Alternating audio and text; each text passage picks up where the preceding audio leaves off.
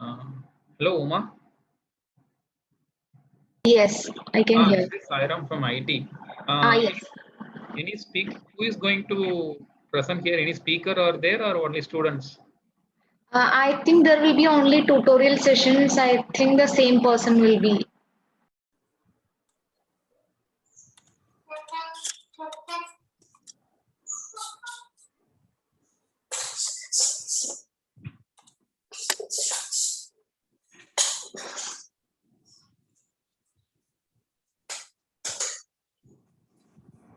Yeah, now Rohit, you need to unmute again yourself.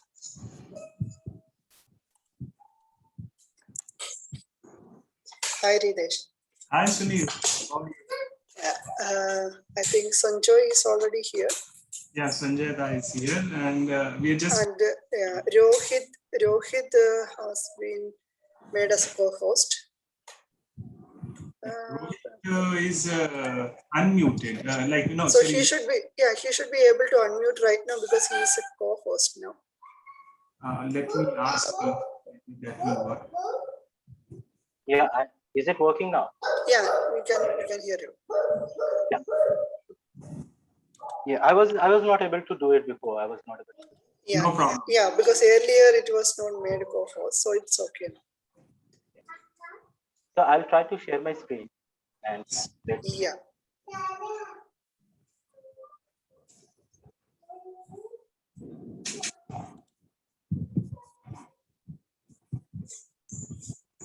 Is it visible? Yes. Yeah. Yes. I think we have only 39 participants right now. Okay. So it should be possible that everyone can ask questions by themselves. Okay, fine. Yeah, so I think we will enable that. I'll talk to IT and enable this. Okay. So shall I enable the chat option? Yeah, please do chat option also. Please enable chat option. Okay.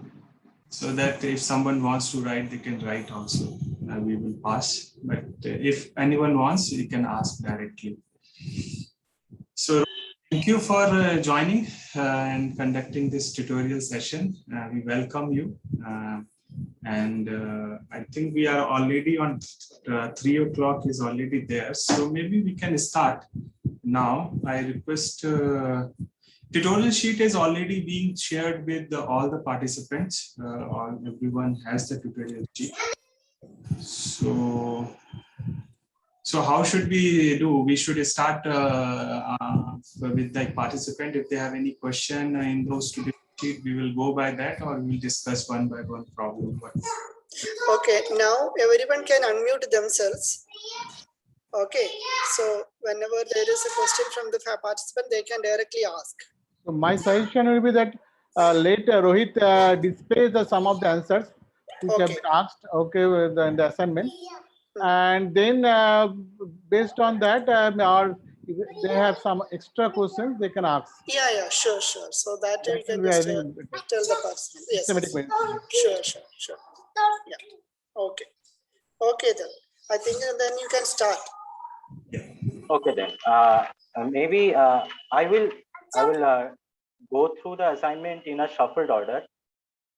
So I'll begin with question number 4, and from there on, I will go back to some previous questions or some later questions, so that we have some sense of consistency.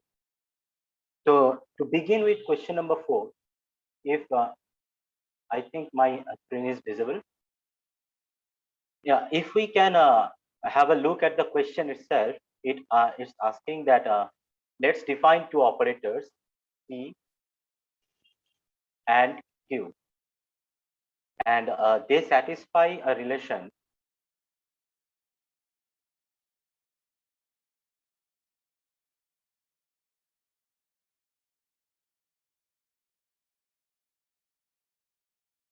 this is the relation that they satisfy.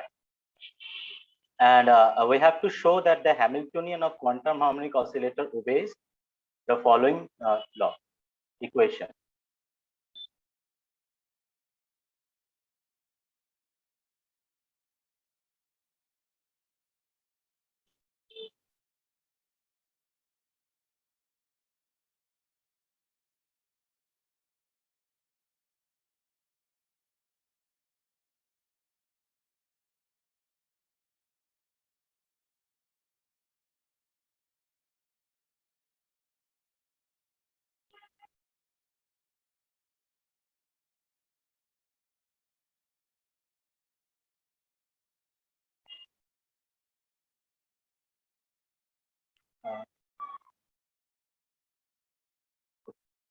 So if we look at this equation here, we can take a Hermitian conjugate of this A and we can get A dagger from it.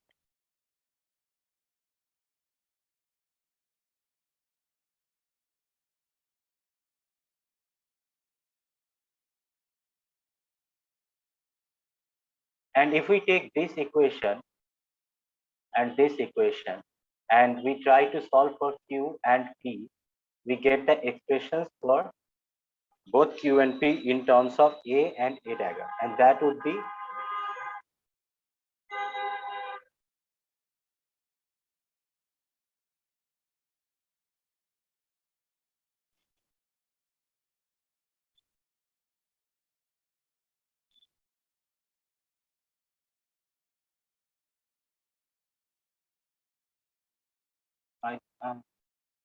let me restart this. I'm getting some issue.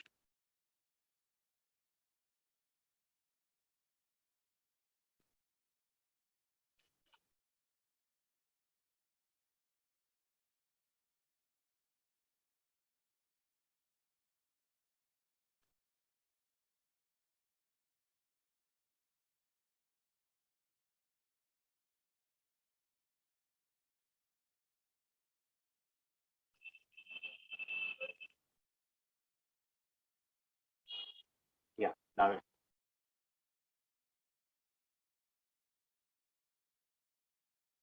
okay. Sorry for this technical glitch.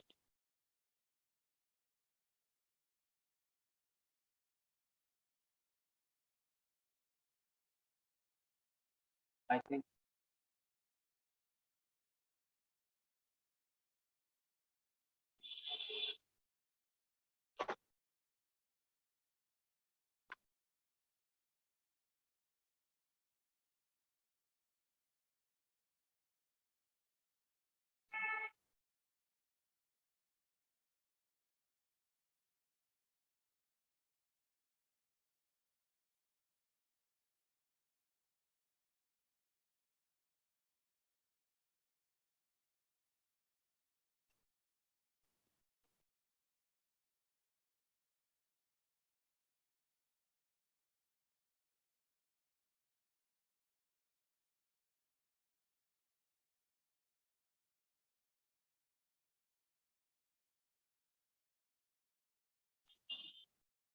yeah. Let us start again.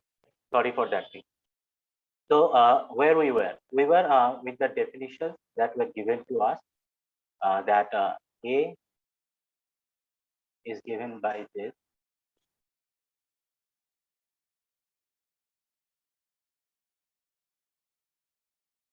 and I recommended that we take a dagger to be the complex conjugate of this.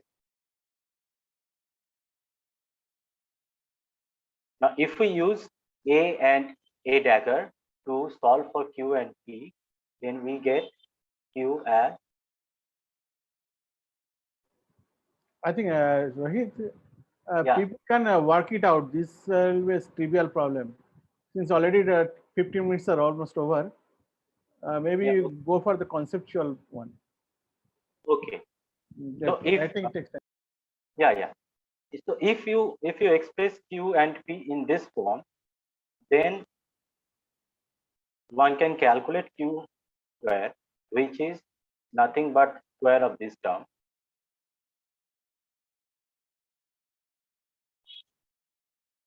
And similarly, P square can be computed, which comes to be square of sorry. Here we will have minus. So A dagger minus square. And if we add these two terms, then we get so the Hamilton is defined to be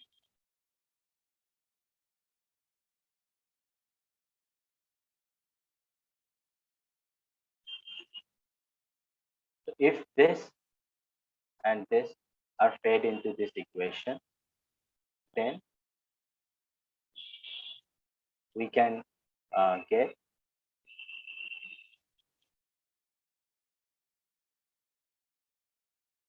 one relation that may be used is the commutator, anti-commutator relation between, sorry, the commutator relation, that is this, and yeah, that's it. So using this property and these two expressions, we can get from here to here. So as Sanjay sir said, this is almost trivial. So if we have any question regarding this, I can answer it or I can move on to next problem.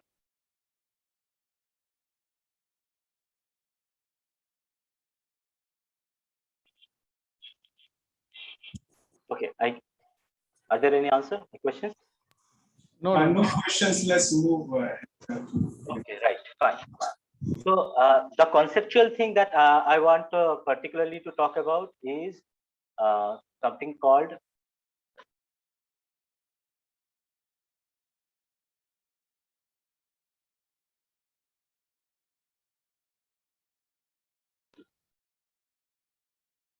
general uncertainty relation. So basically, we will find uncertainty relation between two Hermitian operators A and B. There are various methods of doing it. One famous approach is doing through the Cauchy-Schwarz inequality.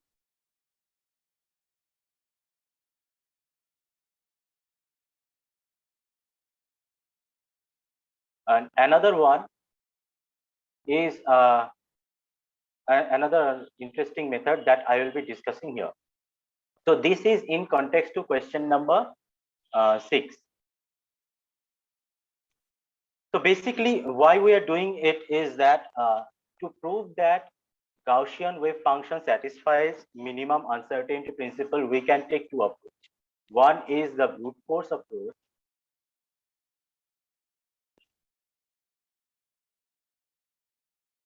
where we start with the distribution that is given to us. Then we take and then we compute delta x and delta p from this distribution by taking either so for calculating del p we can go to either Fourier space or something like that, and note that the Fourier transformation of Gaussian is a Gaussian, and we can use that fact to solve, or we can take another approach, and that approach is something as this.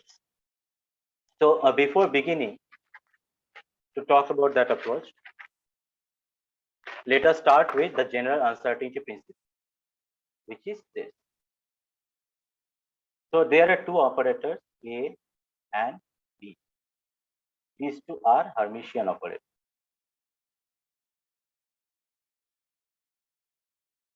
Now their commutator relation will generally give us an anti-Hermitian operator.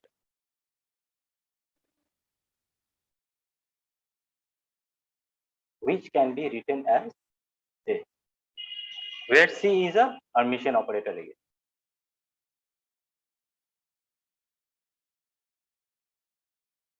Now having said that, we can define a function on some real variable lambda in this way. So there is a function lambda where lambda is a real number in the following form.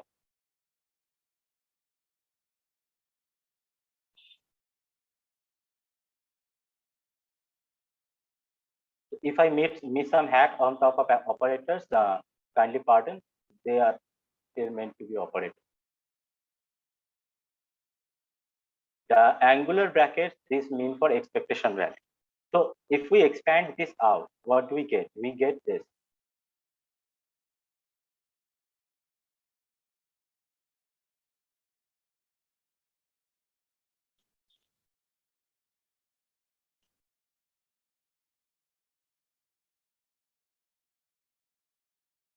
Now this we have already defined from here. So we will use that fact. So this I will give a minus and we'll get something of this form.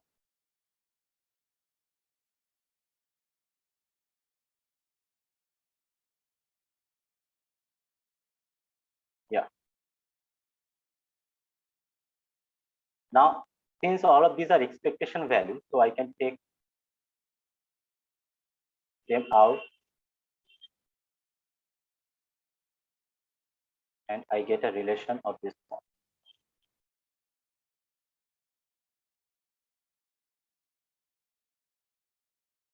So, yeah.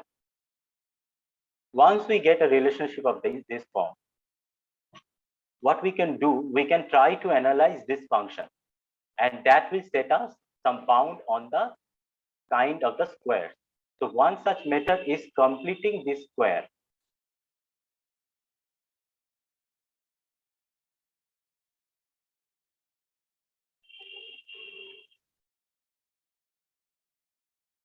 Upon some trivial computations, one can do it, and we will find that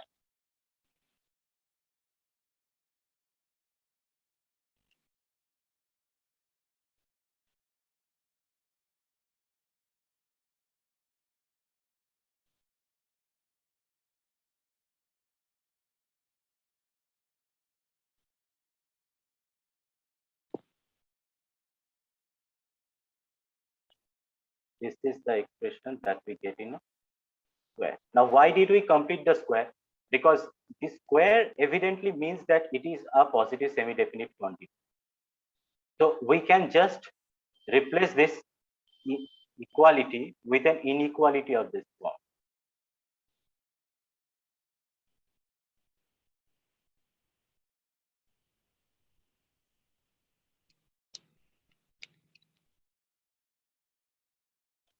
I hope this step is clear, because since this is square, that is why this is always greater than or equal to 0. So this function f of lambda is greater than equal to this rest of the term. Also, by definition of this function f lambda, here, since it is an expectation value of some Hermitian operators, so it is got to be greater than equal to 0 itself. This part alongside with this allows us to write this equation in this particular form.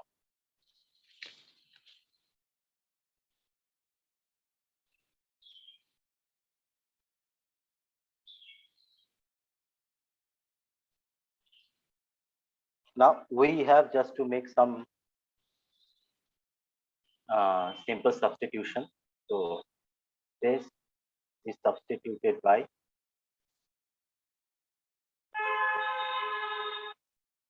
this, and B is substituted by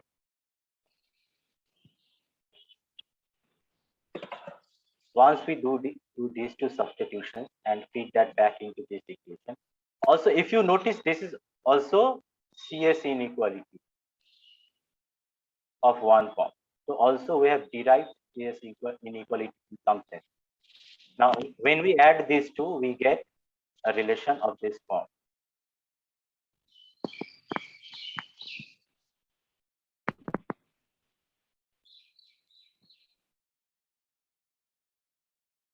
Sorry. If we take the square of, conjugate variable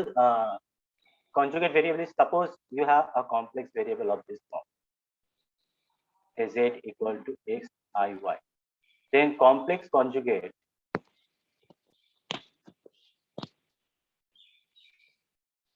is defined as a reflection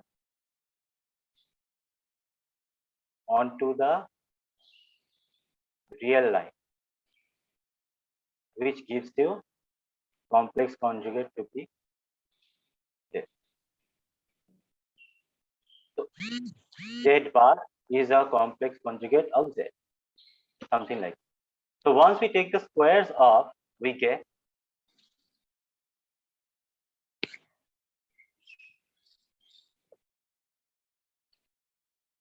and this is the general uncertainty principle. Now, let us hope that everybody is on the same page regarding this. So once we are here, we want to, now, like I said before, that this point, what people do, that they take a brute force approach and they start with the Gaussian distribution, find del x and del p, and calculate to find whether it satisfies the minimum bound or not. What we will do, on the other hand, we will take only this relation and try to figure out if this relation is satisfied, then what can be said about the wave function that satisfies it. So there are two approaches. We are taking the another one. So to do that, to satisfy the minimum uncertainty principle, we must notice that this function, let me keep it aside. Yeah, this function behaves like this. So to satisfy minimum criteria, we can force it to behave like this. Once we do, yes, in this case, yes. So may I know in what context you are asking this question? Participant can directly ask. The one who put can ask directly.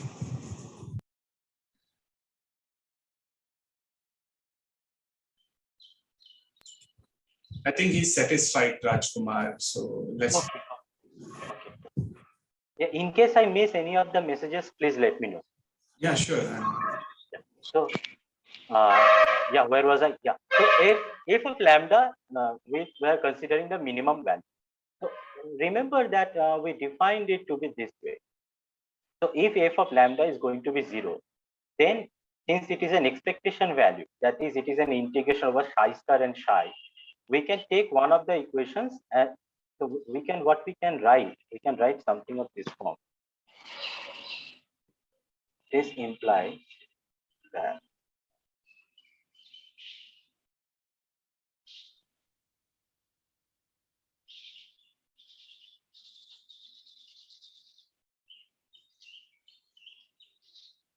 this whole thing is 0.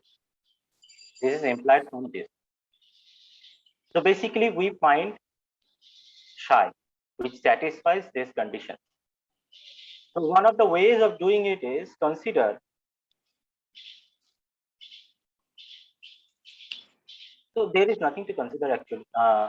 If we start from this expression also, which is greater than equal to 0. So to satisfy those bound, it has to be equal to 0. That is the minimum criteria. So once we feed in that minimum criteria here,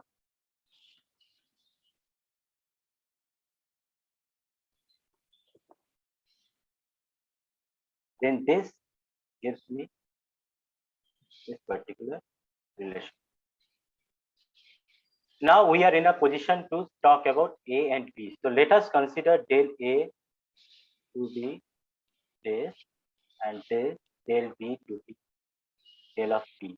And also X operator behaves like this and P is the operator which is defined as this. This particular thing is, so these are shorthand for that.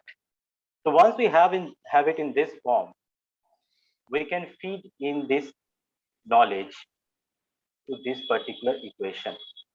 And what we get this expression.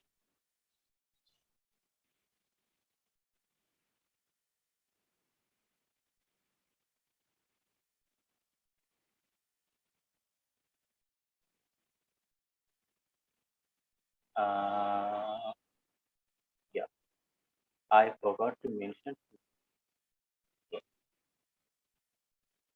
The things are that expectation of A is X naught and expectation of these are just numbers. So let us not worry about them right now. So once we have it in this form, this can be, since it is a ratio of two variances, I can write it in this way. let us see what happens when we write it in this form. So if we do so, the entire equation takes this particular form.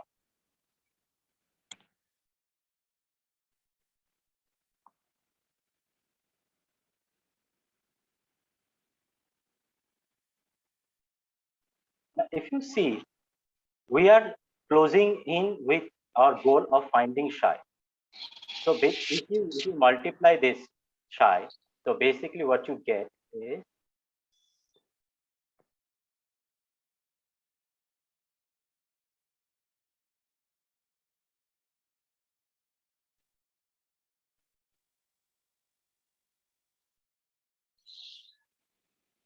right. That implies that we have this norm.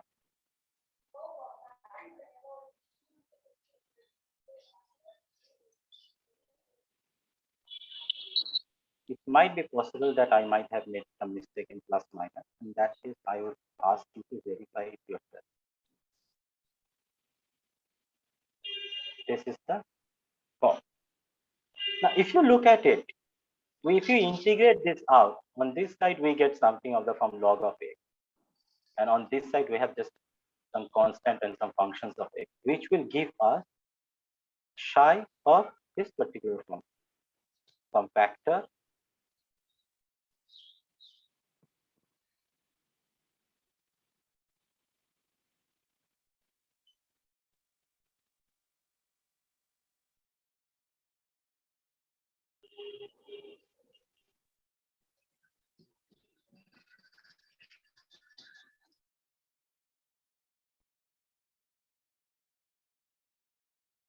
this.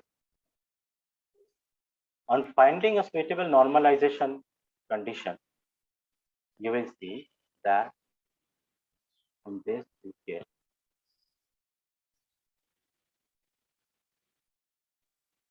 this particular situation.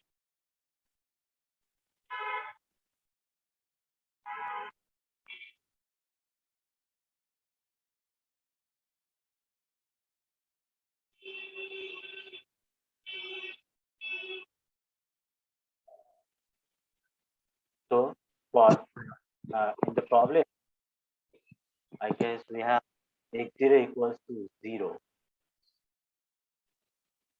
and then that will fix our Gaussian distribution.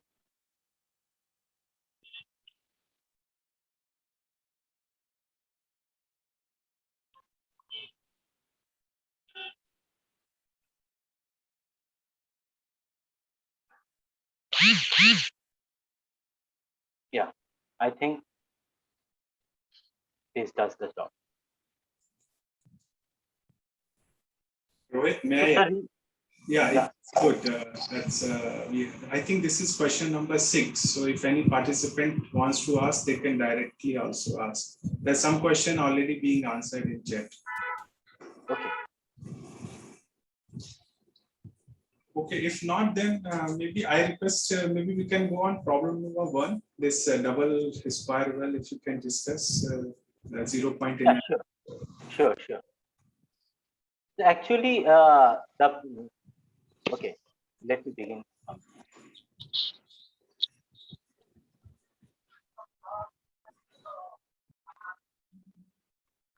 So consider this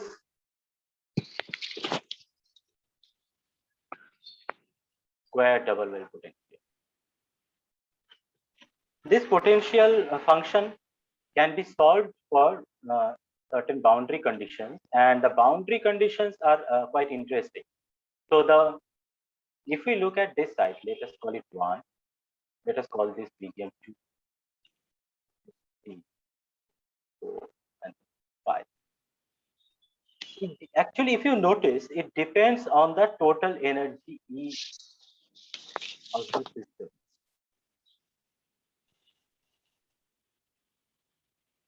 So if E is greater than this barrier height, let us call this barrier VB. If E lies somewhere here, then this potential behaves as a single well potential. But if E is over here, if this is the value of E, then basically this potential behaves as two separate potentials which have this tunneling function, which permits the particle from either from moving to this side or this side. So basically the solution oscillates. So in order to find the 0-point energy of a particle, basically all we need to take care of is that we need to find an E which is less than this dB value, so less than the barrier height, and we need to check the boundary condition. So in case of boundary 1, psi 1 is 0. Psi 2, this part the equation matches for a single well potential, which gives us a value something like sine of Ax, where x is this dimension. Similarly, this sinusoidal behavior can also be seen from the fourth region. So that is also satisfied by this relation. So what is left is region 3. Region 3 is the most interesting part. Now, looking at region 3, what we can do, so there are many methods through which one can find the wave function in region 3. One can use connecting formulas or some other methods, but also you notice that a general equation of this form,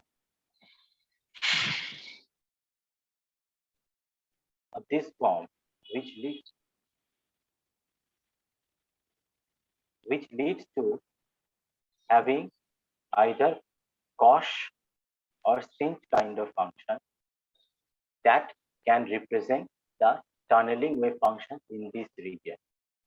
So once we have that, and this also you can check for the parity, and if you take this to be symmetric, then even parity will have lowest energy state. So when you have that, and also boundary 5, the wave function goes to 0. Use all these criteria, and the first derivative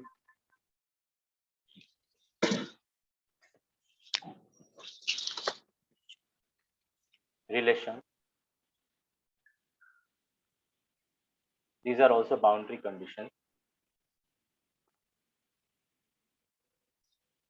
Then the wave function can be found, which will in fact give us the energy spectrum. 0-point energy is basically the lowest possible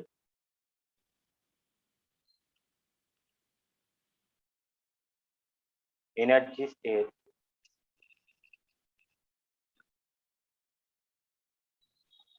of the system. So all we have to do is we have to solve for the ground.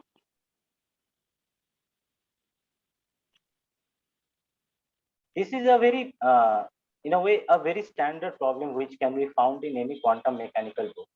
I mainly wanted to talk about this particular statement where how we identify the 0-point energy.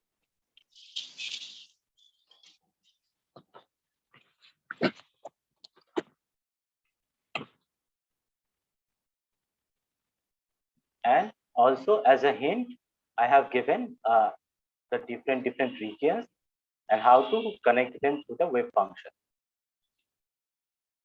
I think after this, it is just some calculations that can be done. Bit lengthy. Yeah.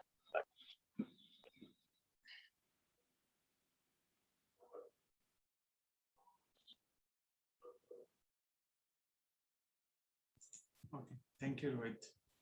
So, any other questions or from any participant? Is there any other problems they want to discuss? We had a good discussion today on displacement operator. There is one problem I can see the second last and last. I can okay, I can give some hint for solving question number 12. That is pretty straightforward. I'm just trying to encourage the participant to come up with something, because we had a lecture today on displacement and Sanjay explained it very nicely in the morning. So any participant has any solved any question, and if they ask has any thing, maybe let's go to one problem with displacement operator, maybe 12 will be good. Yes. Yeah, sure. So I will just conceptually, don't need to go in detail, just an overview, and let the participant figure it out. If they have questions, they can ask or send us later also, no problem. Yeah, sure. So maybe I begin by doing some question 12. Maybe. Yeah, anyway, question number 12 is quite straightforward. So all that requires is the usage of one particular identity, and that will open up the problem. So we are given a displacement operator of this form.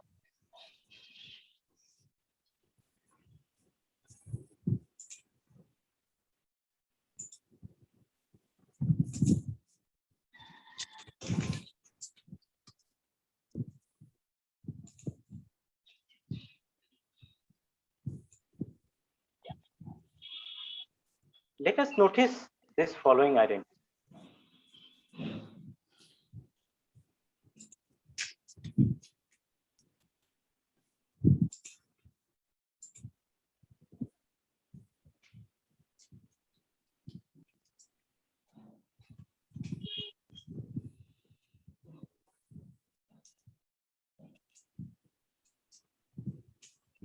And let us identify A with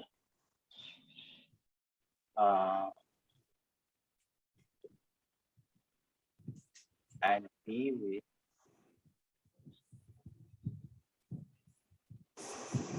then all we are left to do is find the commutator relation, which can be done straight from a straightforward manner. Once you find the commutator relation through this identification, then feed that back, then you get the expression in the form that is given over here.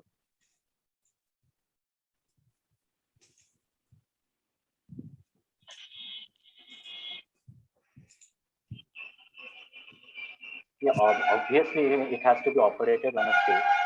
So not so just straightforward writing.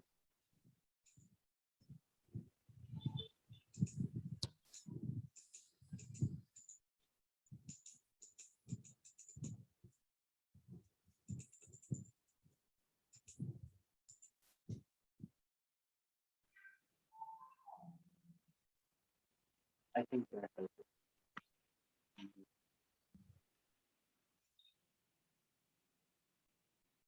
Yeah, we can do that.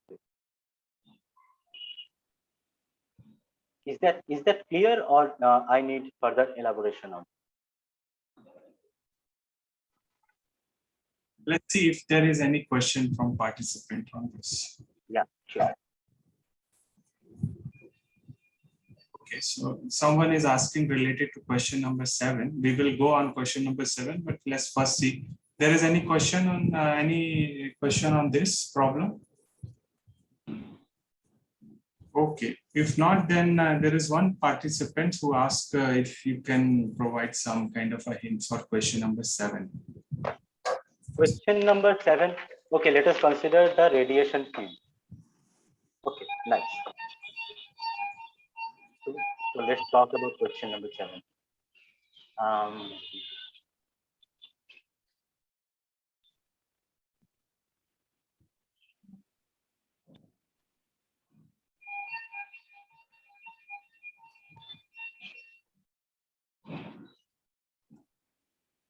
So question number 7 says that consider a case of a radiation field confined to a one-dimensional cavity along the z-axis. with perfectly conducting. So when it says that perfectly conducting walls at Z equal to 0 and Z equals to L, so basically what it means that the electric field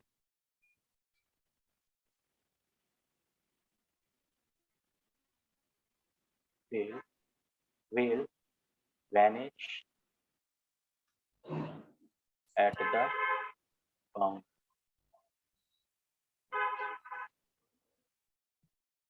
Okay, so once that happens, then basically what we can do, we can write electric field in terms of a general in terms of annihilation and creation operators, like it has been done for question number like 9. So similarly, we can write it in terms of annihilation and creation operators. This is the polarization in the x direction. This comes because of this condition. Okay, so this is a condition like this, and we have this kind of behavior. Once we have this, we can always try to find the expectation value in terms of our number state. So this part will come out, and you have to find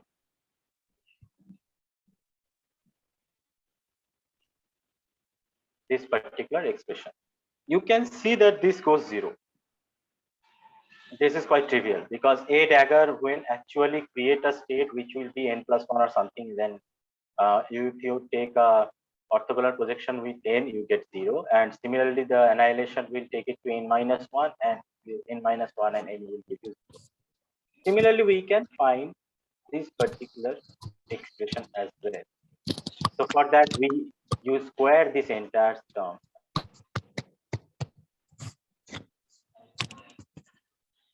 Which is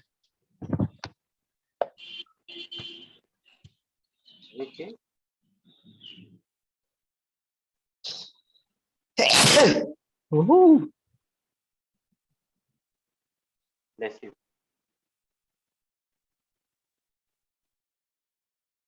I guess something of this form.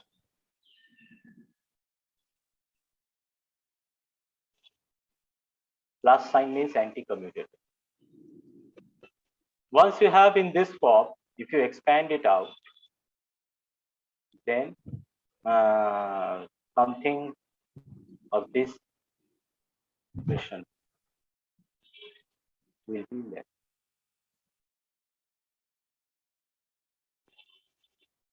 All you need to do is now calculate this particular term, which is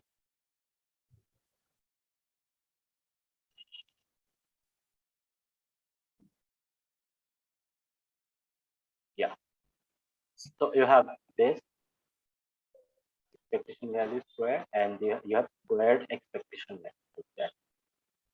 So that will give you the desired response that you need.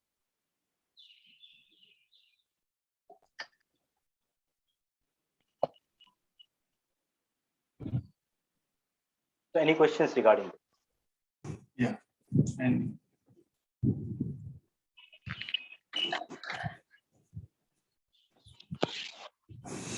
okay, any participant, they can unmute. You can unmute yourself and ask directly. We have an that function.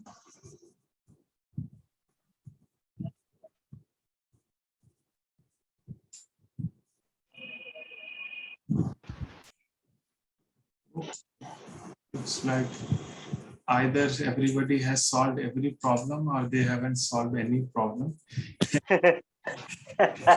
One looks true. Okay. Any other doubts if they had during the class, they can also ask now. Yeah. Because the time constraint, we couldn't make it. Yeah, we have like someone just in chat box, someone asked that number state also can be considered as a coherent state. Okay, so that is not possible because if you keep the number state, okay, it is not that the number of particle will change, but they will gain a extra phase, okay, which is not a global phase, okay, the way we Also, like one of the properties of coherent state is this property, which will not be satisfied by number state. Yeah, that is true, but intuitively that or intuitively or as a physical way actually. Yeah. Question was in the physical way that if you think that a state is done a changing phase, okay, then we'll say that coherent state. So, so Rajkumar, did you understand that?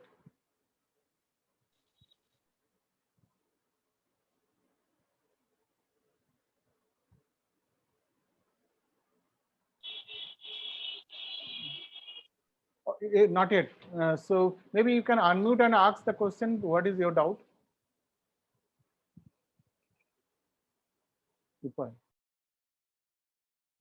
Participant name is Rajkumar, I guess.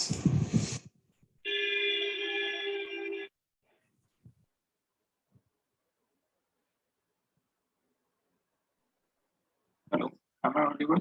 Yeah, you are audible. So, sir, you gave that analogy, that two students analogy you said. So in that way, the fog state, as you evolve, it will acquire a phase, but state will not change, right? Audio is not clear. Okay, so thing is that first of all, as we explained that it has to be a that a state has to be eigenstate of the annihilation operator. Okay, because as we explained that when the system is exposed to the environment, okay, it goes to the perturbation, and all the perturbation can be you can write in terms of creation and annihilation operator. Okay, so the way we are defining that the coherent state is the eigenstate of the annihilation operator. Now the thing is that, as I said, that alpha and alpha to the power minus I omega t, okay, both are eigenstate of the annihilation operator.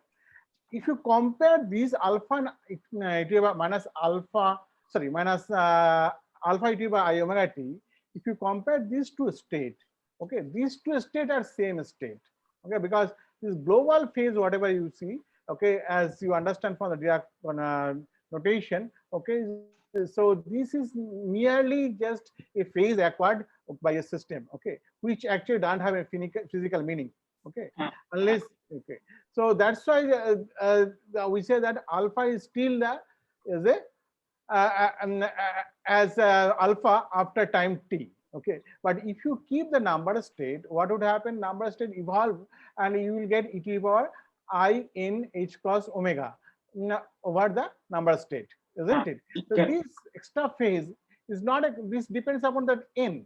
Okay, it is not a global. Okay, so that's why these will actually evolve. Okay, over time. So for one, and let's say I have one cat one. So for that one fog state, for that it will remain same, no? Cat one. Yeah, yes. Let's say I have one photon state. So that fog state. Oh, you are comparing that in terms of global phase. But first of all, it is not the eigenstate of the annihilation operator. That is the first thing you have to satisfy. Okay. Isn't it? Okay. After that, you want to say that whether this state is same as the initial state. So the 2 points you have to just remember. First of all, it has to satisfy that eigenstate of the annihilation operator, and then you say that okay, the evolved state, what you said, that is actually original state. Sir, okay, sir. One more doubt with respect to that, how it acquires phase. So light generally it acquires phase when we pass it through certain refractive index or something. So right. So this cat state, like this n and this alpha, so how they acquire phase? Do you pass them through some certain medium then interfere? Like I don't understand. When you say they acquire phase with time, so I have doubt, sir. So here what happened that this number state you are talking about, or any particular state? Both number state and that alpha state, a coherent state. So you said they acquire phase with right. time. So this is actually that see the kind of a translation we are saying that, okay, this is like ideal scenario. Okay, you have that translation from the one point of the Q space, okay, that is along the Q, okay, to the another Q point. Okay, so if you take that, what would happen that you just go by this your old idea of the initial first principle idea of the how system gets the phase. It will I, then you have action, that is the your phase you will get, isn't it? Okay, when you write the action now you have to write either in terms of Lagrangian or in terms of the Hamiltonian. Okay, so that what we did it actually we showed that we are writing action in terms of the Hamiltonian, including that minus integration of p dx. Okay, so if you just put both of them, then we will see that that is the standard way to find out what is the phase it acquired due to the translation, whatever happened here. Okay. Okay. Did you follow? I don't know whether you follow, because I was giving some hand waving argument with that. If you look at the notes, it is there, but you have to just work it out. That maybe I'll send you the reference. Okay, how the phase is acquired. That is e to the power I times s. How it can come. That I have to just give a reference. Okay. Yes, that part I understood. Like theoretically, you write. Yeah, fine. Like theoretically, you write time evolution then, but like it's sitting, it's not interacting with anything, but still it acquires phase. So that was my point. Yeah, so that is a very interesting point. That's why, and you will see that it is used in many cases, like gravitational space-time cases also. If you go from one place to another place, okay, using parallel transform, translation, okay, or parallel what is it, transport, I think. Okay, so you will just cover a small area. Okay, so there also you will get a extra phase. Okay, so in many cases you see that in optics also it is in very space is very famous in optics. Okay. Yes, optics like when two waves they are same, then one passes through different refractive index, so it acquires phase. So I was thinking in that, but band pass. No, I was thinking in that sense, like one wave passes through different medium, another from different. Here due to the translation. Here just due to not due to that any kind of a this density fluctuation. Okay. Yeah, so the translation just gives a simple I-phi kind of phase to the right state. Yeah. So. Okay. Thank you, Rajkumar, for asking questions. Okay. Thank you. Anyone else?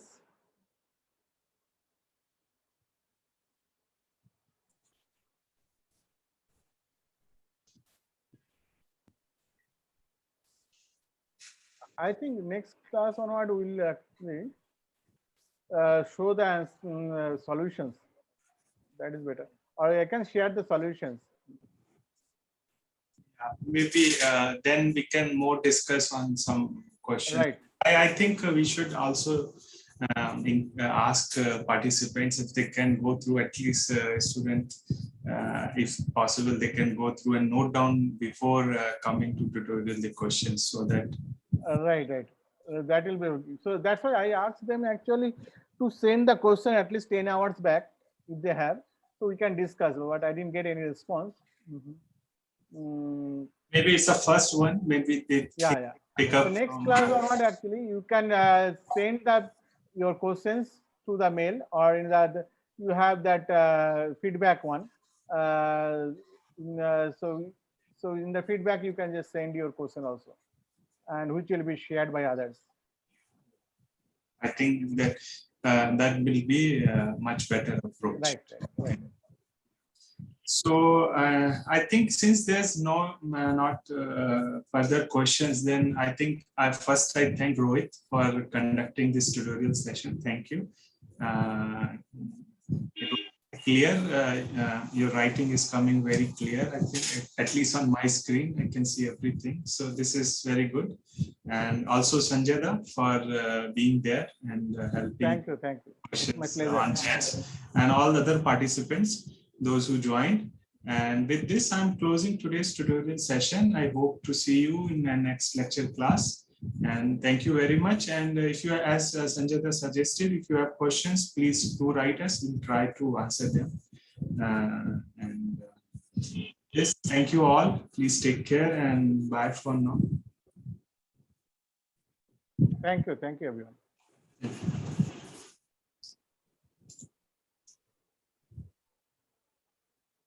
Okay then.